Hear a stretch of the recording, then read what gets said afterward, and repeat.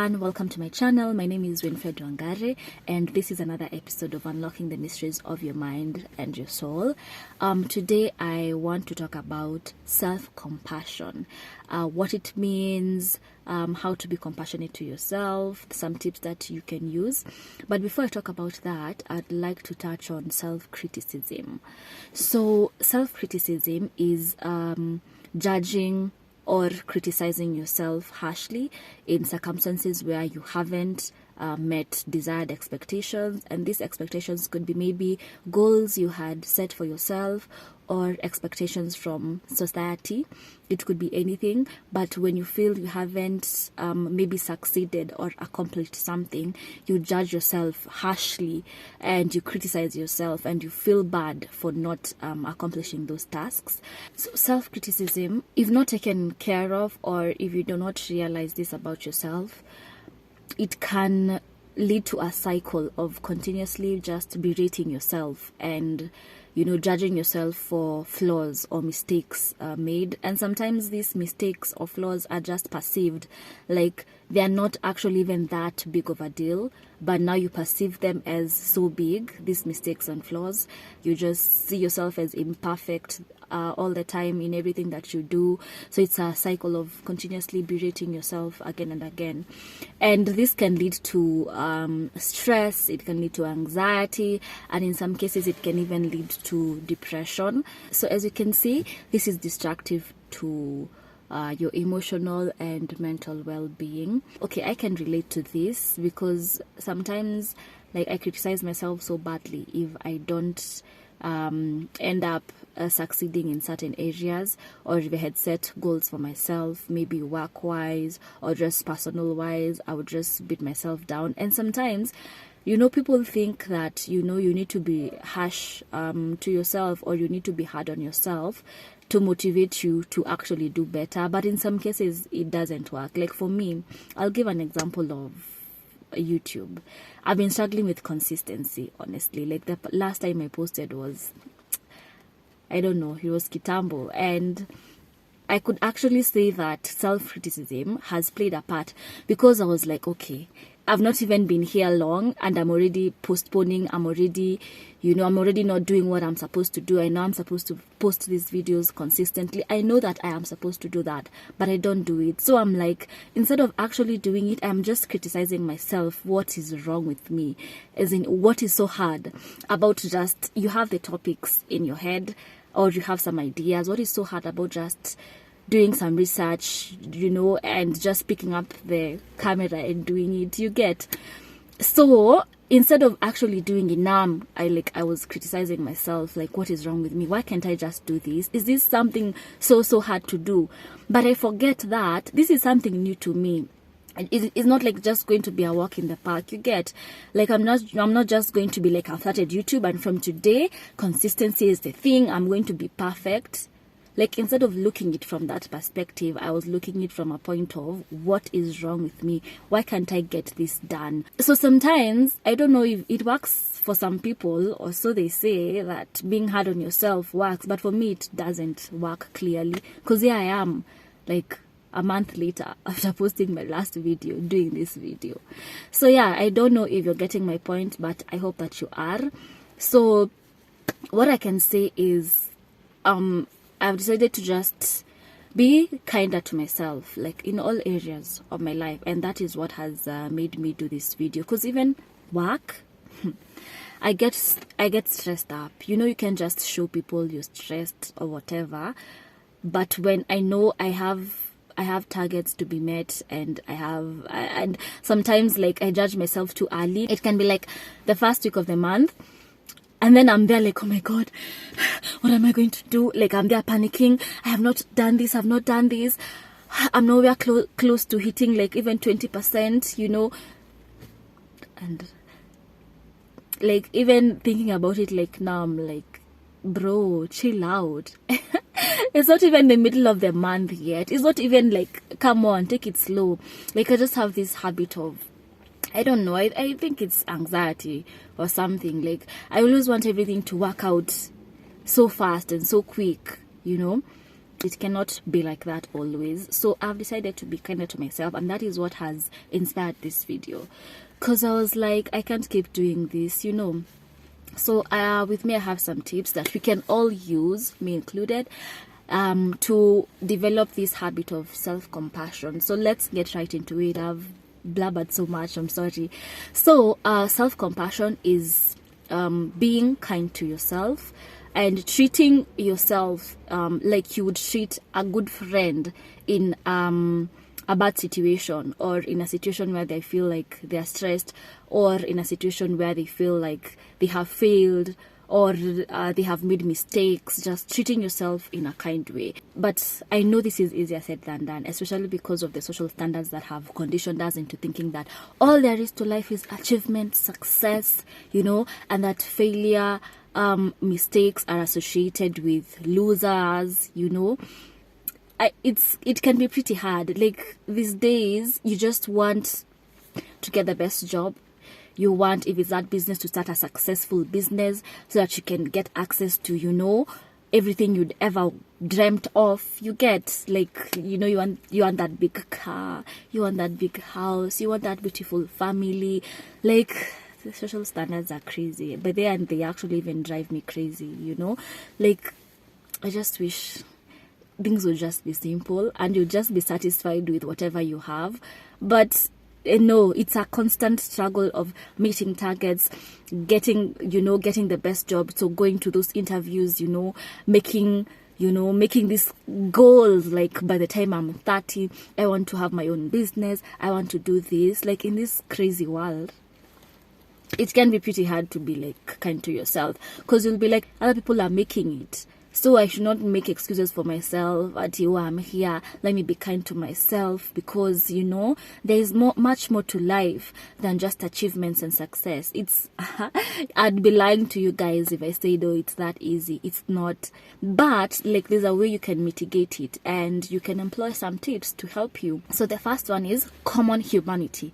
So acknowledge that it's normal to fail and have flaws, and nobody is perfect, you know. You see, even the successful people, they've experienced setbacks in their lives. Like, they've failed before, they have mistakes, they're imperfect beings. It's just that people will only show you the best parts of their lives, you get.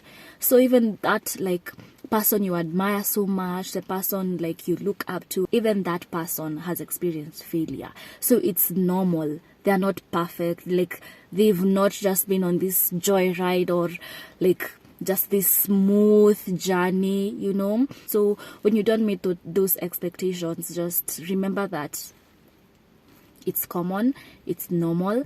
I am part of the bigger social circle. Like, in this big wide world of I don't know how many billions of people, like, I cannot be the only one who's feeling like this. So just stop and remember that you are part of the bigger circle. Just think of yourself like a drop in the ocean. Yes, just think yourself like a small drop, or a small particle, like in the ocean, the biggest ocean. Which is the biggest ocean? The Pacific. Yeah, the Pacific Ocean. Just think of yourself like that, and try and be cool about it, because you're not the only one going through this. So that's the first thing, acknowledging that. And then the second thing is that you can practice self-forgiveness. Develop a habit of forgiving yourself when you mess up, or when things don't go how you anticipated. It's frustrating when you have worked hard and the outcome is not what you expected. Maybe it's a project you are working on and it flopped, or an interview that you attended and you didn't get the job. So instead of being like, oh, I would have put more effort and research, I would have practiced more, it won't change anything. You get, it won't change anything. So what you need to do is just forgive yourself, like you would a friend. A friend came up to you and they have made a mistake. What would you tell them? You just tell them, just relax, forgive yourself, just, you know, take it easy, everything will be fine. But how comes when it comes to you, you missed that workout, or you had a cheat day and you were on a diet, or you didn't wake up at 5 a.m. like you had said you would wake up at 5 a.m., you snooze the alarm, you know. Like, how comes you can't forgive yourself? Like, a mistake is only like bad when you do it over and over and over again, but when it's just that one like one time or two times, you know? Why are you being so hard on yourself? Like, oh my God, what kind of person am I? I can't even go through a simple diet. I can't even just wake up for once early enough and do this and this. I can't have a productive morning. Instead of doing that, that's a whole lot of energy. That's a lot of energy that you can spend on strategizing on what you can do to not repeat that mistake. So you need to make yourself your friend. Like, be a friend to yourself. That's the point. So on to the third point. The third point is self-kindness. Like, be gentle on yourself by being understanding and loving. Like, when you're approaching that situation, you know, like, treat yourself with tenderness. If it's that failed job interview, you know, be kind to yourself, you know, just be like, yeah, I did not get the job, but maybe it's not me. Maybe it just wasn't meant for me, because you can't change it, especially that. Like, Sasa, what will you change? Like, if you're beating, like, and I'm a victim of that. Like, you will just be like, what is my problem? You know, I can't even get a job, you get? So, like, in those instances, like, if it's your friend, again, with a friend concept, your friend has gone for an interview, and then now they've even maybe gone to the second and, you know, interview, the second level, and they just didn't get the job in the end, and they come to you, you know, feeling sad, beating themselves up, like maybe ruminating over maybe what they could have said, maybe whatever. What do? You comfort them. You're like, oh my God, don't worry, everything is going to be fine. It's not you. It was not just meant for you. You just keep doing you, and the right job will come up for you when it comes up. So you treat them like that. But how comes you're treating yourself so harshly? You're judging yourself so harshly. Maybe it's something I did wrong. Maybe I didn't answer the questions right. Maybe I didn't. Maybe, again, a whole lot of energy. So be kind to yourself, you know. Just treat yourself like a baby girl. If you're a girl, you know, just be like, Mimi's stress is not for me. It has happened. The worst thing about, like, not being kind to yourself is it does not even change the situation. Like, that thing has already happened. It has already happened. So you being angry, you being sad about it, it's not going to help. Though, yes, it's okay to have all these emotions. The only problem comes in when it's the only thing you can think about. You get? So you need to just let it go and be kind to yourself. And actually, this now relates to my fourth point, which is mindfulness. So mindfulness is being aware of your feelings, like keeping your feelings in check. So if you're angry and you're feeling sad about a situation or a mistake that you've done, or you're disappointed, like something didn't work out well for you and you're blaming yourself for it, like being aware that you're experiencing those emotions. Like, when you're aware that you're feeling those emotions, it's going to be easier for you to judge the situation. Like, you can judge the situation more fairly, and you can be able to see different perspectives. Like, being in that mindfulness state will help you see different perspectives of that situation. Okay, because if you're maybe ignoring your feelings, it makes everything worse. You should not ignore. If you're angry, you're angry. If you're sad, you're sad. Just acknowledge it. Then now, when you know, I am so angry, because sometimes you can just be feeling maybe angry, and it's not actually anger that you're feeling. It's more of sadness that you're feeling. You get? So just become aware of, what is it I am feeling exactly? Is it sadness? Am I more angry than sad, or am I more sad than angry? When you're aware, now you're going to be able to see things from different perspectives, and you can judge that situation more fairly. So number 5 is seeking support. When you're overcome by these feelings of self-criticism, just go to a close friend or someone that you trust, even a family member, or your partner. Just go to them, and they're going to offer you support. They're going to be empathetic, and they're going to understand your predicament. And when they understand your predicament, they can be able to direct you towards a more positive approach of dealing with a situation. And guys, it's important to note that seeking support is not the same as seeking validation. Seeking validation is more of wanting people to like you and agree with your opinions. But when you're seeking support, like, you're more open-minded. So when you're given pieces of advice, you're able to be more like open-minded to the advice. You've not gone there and you already have something in mind, and you just want them to validate that thought that you have, or validate the idea that you have. So with seeking support, you are open. You go, they tell you, in this situation, this and this and this. At the end of the day, you're the one who's going to make that choice, but you will be open. You are not fixated on your own way of thinking. So there's a difference. So when I say seek support, I don't mean seek validation. So number 6 is practicing self-reflection and self-evaluation. This entails evaluating one's mistakes, missteps, insecurities, weaknesses, and developing ways to overcome them. Like, it's geared towards striving to improve oneself with the goal of growth in mind. So instead of focusing on self-criticism, which just leads to more pain, stress, anxiety, depression, self-evaluation is a more positive approach, because when you evaluate yourself, like if it's that failed job interview, like when you're criticizing yourself, you're like, oh my God, I am such a failure, I am such a douchebag, I wish I would have answered this like this, like this. But when you're looking at it from a self-evaluation point of view, you're like, in that question where they asked this, maybe it would have been stronger, it would have been a stronger answer if I added this and this.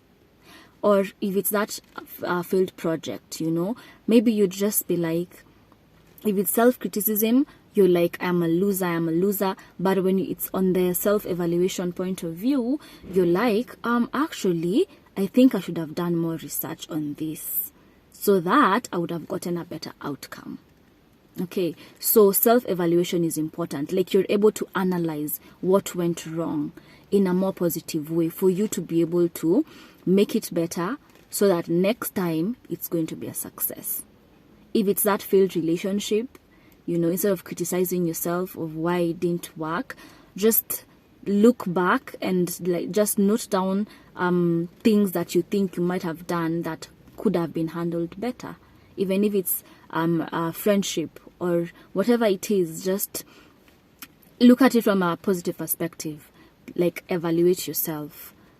And try and find out things that you would have done better. So number 7 is that maybe the task was too hard and you were not fully equipped. This is similar to the previous point. So once you're able to objectively evaluate the situation, you can actually find out that the task or goal was harder than expected and that you are not fully up to the task.